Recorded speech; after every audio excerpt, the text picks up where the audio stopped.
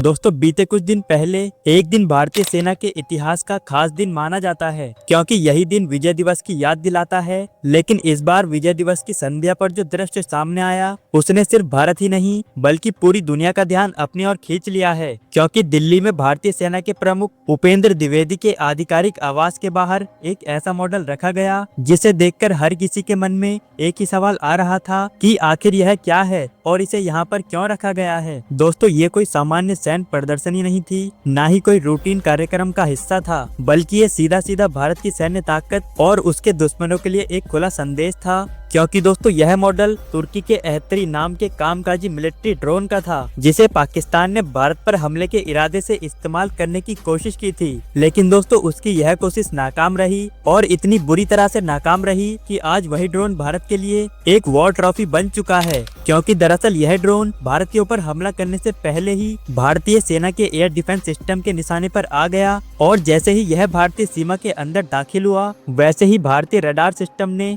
इसे ट्रैक कर लिया, और फिर इसके बाद बिना किसी देरी के इसे हवा में ही खत्म कर दिया गया। ना कोई धमाका हुआ और ना ही कोई जान माल का नुकसान हुआ, और ना ही दुश्मन अपने मकसद में सफल हो पाया। और दोस्तों इतना ही नहीं, बल्कि भारतीय सेना ने इस ड्रोन के मलबे को पूरी तरह सावधानी से सुरक्षित किया, ठीक उसी तरह से जैसे पहले चीन की PL-15 मिसाइल के अवशेषों को भारत ने सुरक्षित रख लिया था। और भारतीय सेना ने इसे सिर्फ नष्ट करके खत्म नहीं किया, बल्कि इसे एक सबूत के तौर पर संभाल कर रखा, और जब सही समय आया तो फिर इसे मीडिया और आम जनता के सामने दिखा दिया गया, ताकि पूरी दुनिया को ये पता चल सके कि भारत पर हमला करने की कीमत क्या होती है। और इस ड्रोन को सार्वजनिक रूप से दिखाना सिर्फ एक तकनीकी प्रदर्शन नहीं था, बल्कि इसके पीछे एक बहुत गहरा संदेश छिपा हुआ था। क्योंकि भारतीय सेना ये साफ करना चाहती थी कि भारत अब सिर्फ जवाब देने वाला देश नहीं है, बल्कि सबूतों के साथ सच सामने लाने वाला देश बन चुका है। और यह प्रदर्शन पाकिस्तान और तुर्की के बीच चल रही उस मिली जुली रणनीति को भी उजागर करता है, जिसके बारे में भारत लंबे समय से कहता आया है। क्योंकि ये संदेश साफ था कि अगर कोई भी देश छिपकर भारत पर हमला करने की कोशिश करेगा, तो फिर भारत न सिर्फ उस वार को नाकाम करेगा, बल्कि उसकी पोल भी दुनिया के सामने खोल देगा। और जब ये खबर तुर्की तक पहुंची कि भारतीय सेना ने तुर्की के बने कामिकाजी ड्रोन को खुलेआम वॉर ट्रॉफी की तरह दिखाया है, तो वहाँ हड़कंप मच गया। क्योंकि तुर्की के विदेश मंत्रालय ने तुरंत प्रतिक्रिया दी, और विदेश मंत्री हाकम फिदान सामने आए, जिसके बाद उन्होंने अपने बयान जारी करते हुए ये कहा कि भारत तुर्की को बदनाम करने की कोशिश ना करे। और उन्होंने यह भी माना कि यह ड्रोन पाकिस्तान को दिए गए थे, और इसका इस्तेमाल आतंकियों के खिलाफ लड़ाई लड़ने के लिए किया जाना था, न कि भारत पर हमला करने के लिए। और उन्होंने यह भी तर्क दिए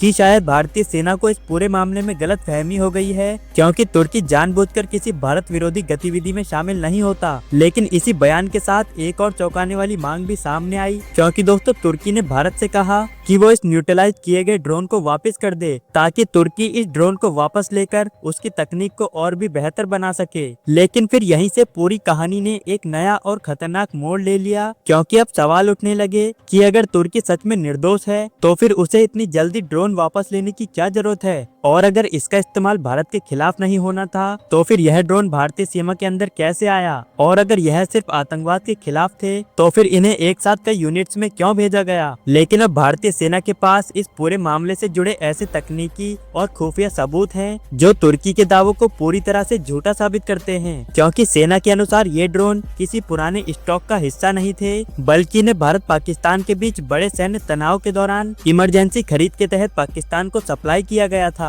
और यह सप्लाई किसी आम कार्गो फ्लाइट से नहीं हुई थी, बल्कि C-130 हरक्यूलिस जैसे सैन्य परिवहन विमान के जरिए की गई थी। जी हाँ दोस्तों, इसका मतलब साफ है कि यह सब कुछ पहले से प्लान किया गया था, और सिर्फ ड्रोन ही नहीं, बल्कि इनमें इस्तेमाल होने वाले विस्फोट सामग्री भी उसी समय पाकिस्तान तक पहुंचाई गई थी। और इसलिए ही अब भारत ने तुर्की का ड्रोन वापस करने से मना कर दिया है, क्योंकि भारत के द्वारा यह कहा जाता है कि तुर्की कोई महाराजा नहीं जो उसके कहने पर ड्रोन वापस कर दिया जाए, क्योंकि यह ड्रोन भारत पर हमला करने के मकसद से पकड़ा गया है। इसलिए ही अब भारत इसे वापस नहीं करेगा। और भारतीय सैन्य विशेषज्ञों के मुताबिक इस ड्रोन को खास तौर पर इस तरह से डिजाइन किया गया था कि यह कम ऊंचाई पर उड़ते ही रिहायशी इलाकों तक पहुंच सके और ज्यादा से ज्यादा नुकसान कर सके। क्योंकि अगर इनका मकसद सिर्फ आतंकियों से लड़ना होता, तो फिर इन्हें भारत की सीमा की तरफ क्यों मोड़ा गया। और यही सवाल तुर्की की पूरी कहानी को कटघरे में खड़ा कर देता है, क्योंकि भारतीय एयर डिफेंस सिस्टम ने जिस सटीकता और तेजी से ड्रोन को ट्रैक करके नष्ट किया, वो तकनीकी रूप से पूरी तरह दर्ज है। Radar network, real time data sharing और ऑटोमेटेड रिस्पांस सिस्टम की वजह से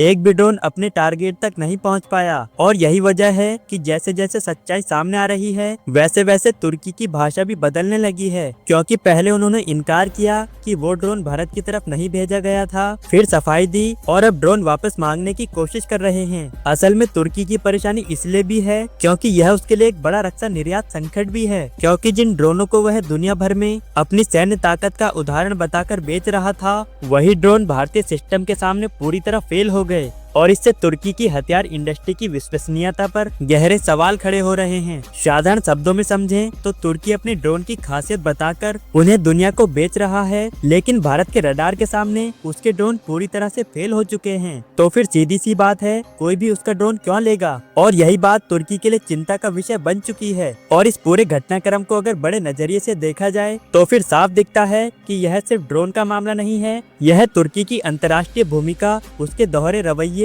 और उसकी रणनीतिक सोच को उजागर करता है। क्योंकि एक तरफ तुर्की शांति और स्थिरता की बात करता है, तो वहीं दूसरी तरफ वो भारत के खिलाफ इस्तेमाल होने वाले हथियार को पाकिस्तान को सप्लाई करता है। दरअसल हाकन फिदान वही नेता हैं जिन्होंने पहले भी OIC जैसे मंच पर भारत के खिलाफ पाकिस्तान का खुलकर समर्थन किया है, और कश्मीर और सिंधु जल संधि जैसे मुद्दों पर भी तुर्की बार बार भारत के आंतरिक मामले में दखल देने की कोशिश करता रहा है। मतलब कि दोस्तों, अगर कहा जाए कि तुर्की पूरी तरह से भारत के खिलाफ खड़ा हो चुका है, जिसके लिए वो पाकिस्तान के साथ हाथ मिला रहा है। मतलब कि देखा जाए तो पाकिस्तान पहले ही भारत का विरोधी है, लेकिन तुर्की भी इसी लाइन में खड़े होने की सोच रहा है, क्योंकि भारतीय सेना का रुख इस पूरे मामले में बिल्कुल साफ है कि भारत अब सिर्फ जवाब देने वाला देश नहीं रहा, बल्कि अब भारत सबूतों के साथ सच्चाई सामने रखता है। और इन ड्रोन को वॉर ट्रॉफी के रूप में दिखाना भी इसी सोच का हिस्सा है। और ये संदेश है कि भारत किसी भी दबाव में अपनी राष्ट्रीय सुरक्षा हितों से समझौता नहीं करता, क्योंकि तुर्की की यह मांग कि ड्रोन को वापस किया जाए, यही मांग उसकी घबराहट को दिखाती है, क्योंकि इन ड्रोन की टेक्नोलॉजी, उसके पार्ट्स